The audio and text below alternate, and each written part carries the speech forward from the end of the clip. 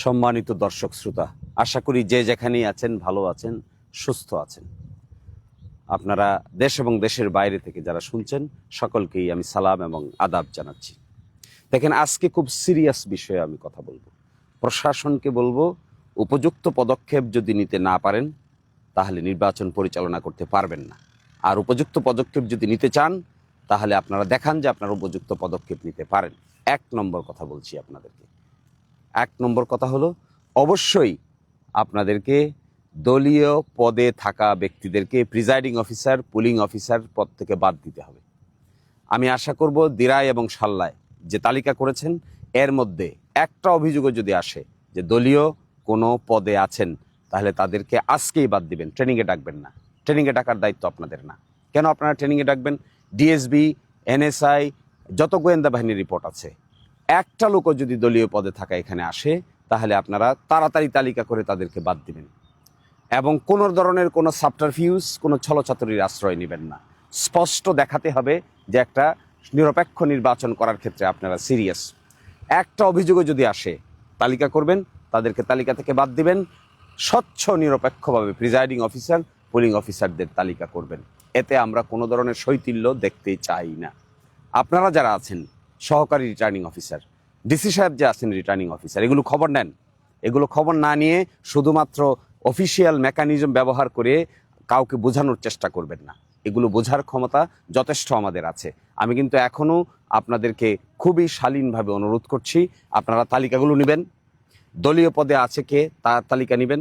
যদি থাকে তাদেরকে আপনার প্রশিক্ষণেই ডাকবেন না। আর গোয়েন্দা বাহিনী, যদি আপনারা এগুলো বের করতে না পারেন তাহলে গোয়েন্দা বাহিনীর দায়িত্ব দিয়েছে কে আপনাদেরকে? এগুলো থেকে তাড়াতাড়ি সুস্পষ্ট পদক্ষেপ গ্রহণ করুন। দ্বিতীয়ত, সিসিটিভি ক্যামেরা দিন। ঝুঁকিপূর্ণ সেন্টার তালিকা করেছেন, সিসিটিভি ক্যামেরা বসবে। প্রতিটা সেন্টারে আমি খবর পেয়েছি 6টা সিসিটিভি ক্যামেরা বসবে এবং প্রিজাইডিং অফিসার এটা মনিটর করবেন এবং এটা রেকর্ড থাকবে। নির্বাচনের সময়, নির্বাচনের আগে এবং পরে আমরা যে কোনো সময় এই ভিডিও রেকর্ড দেখতে পারবো। আর একই সাথে আপনারা পুলিশ যারা দায়িত্বে থাকবেন তাদেরকে আপনারা বুক ক্যামেরা দিবেন, যেন কে কি করছে না করছে এটা পরিপূর্ণ রেকর্ড থাকে। এটি নির্বাচনের পরিবেশ অনেকটাই নিশ্চিত করবে।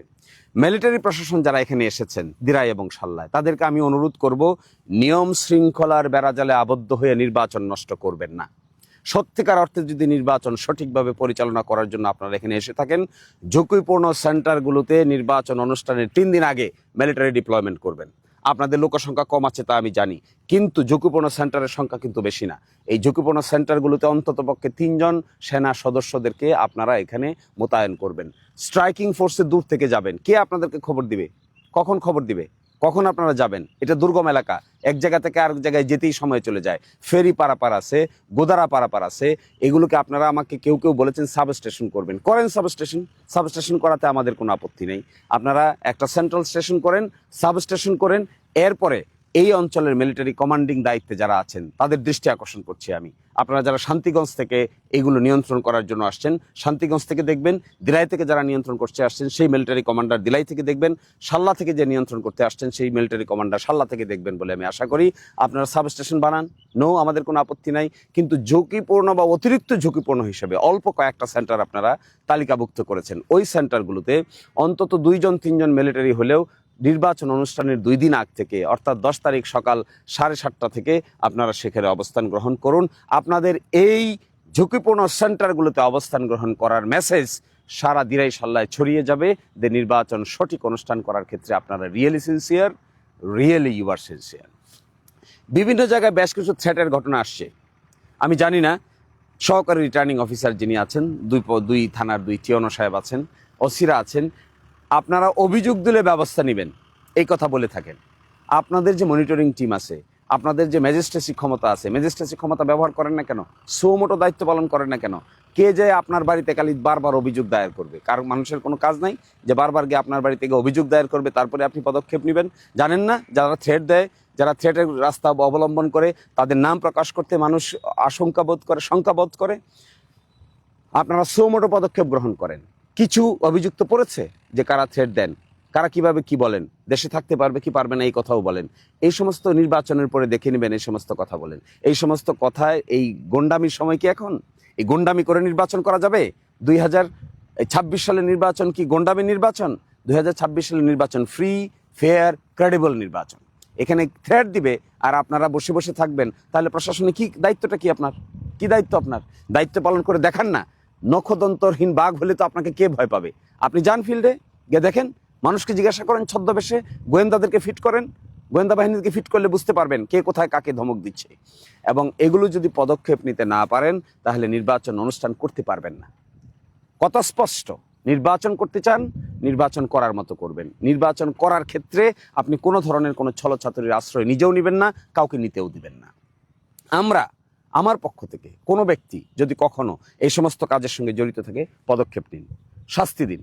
আমি আপনাদেরকে সেই শাস্তি দেওয়ার ক্ষেত্রে অবশ্যই কার্যকরী ভূমিকা পালন করব। আমি আপনাদেরকে সাহায্য করব। অপরপক্ষে এইরকম কাজ যদি কেউ করে থাকেন তাদের বিরুদ্ধে নেন। কয়েকটি কাজ আজকেই পদক্ষেপ নেন। এক, প্রিজাইডিং অফিসার, পুলিং অফিসারের তালিকাটা দেখেন, সাথে নেন। একজন ব্যক্তির বিরুদ্ধেও যদি রাজনৈতিক সংশ্লিষ্টতার অভিযোগ থাকে তাকে বাদ দেন, স্পষ্ট করে বাদ দেন। আমরা চাই না, তাদের কোনো দলেরই চাই না। সেকেন্ড, সিসিটিভি ক্যামেরা এস্টাবলিশমেন্ট করেন। আমি জানি সরকার বাজেট দিয়েছে, করার কথা। থার্ড, বুক ক্যামেরা দেন পুলিশকে। ফোর্থ, মিলিটারি প্রশাসনের সঙ্গে বসেন, সমন্বিত, ঠেলা ধাক্কা করবেন না। একজন আরেকজনকে বলবেন না এটা তার দায়িত্ব, আরেকজন আরেকজনকে বলবেন না এটা তার দায়িত্ব। No, this is your coordinated effort. Government is government. গভর্নমেন্টের একটা department cannot blame another department. বলতে পারেন না military is also under government, military is also under government, civil administration also under government. আপনারা যেগুলোকে, আমি ডিসি সাহেবকে বলবো আপনি রিটার্নিং অফিসার, আপনি এইভাবে পাশ কাটিয়ে যাবেন না। আপনি সুনির্দিষ্ট পদক্ষেপ নিয়ে বলেন ঝুঁকিপূর্ণ সেন্টারগুলোতে আপনারা মিলিটারি 3 দিন আগে থেকে 2 দিন আগে থেকে দিবেন, বাস। That is what is the environment. এটি না হলে সঠিক নির্বাচন করতে পারবেন না। আশা করি দ্রুত পদক্ষেপ নেবেন, কারোর জন্য অপেক্ষা করবেন না, কারো দিকে তাকাবেন না। প্রশাসনের মতো করে নিউট্রাল ভূমিকা পালন করবেন, এই প্রত্যাশায় আজকের মতো এখানেই বিদায় নিচ্ছি। আল্লাহ হাফিজ।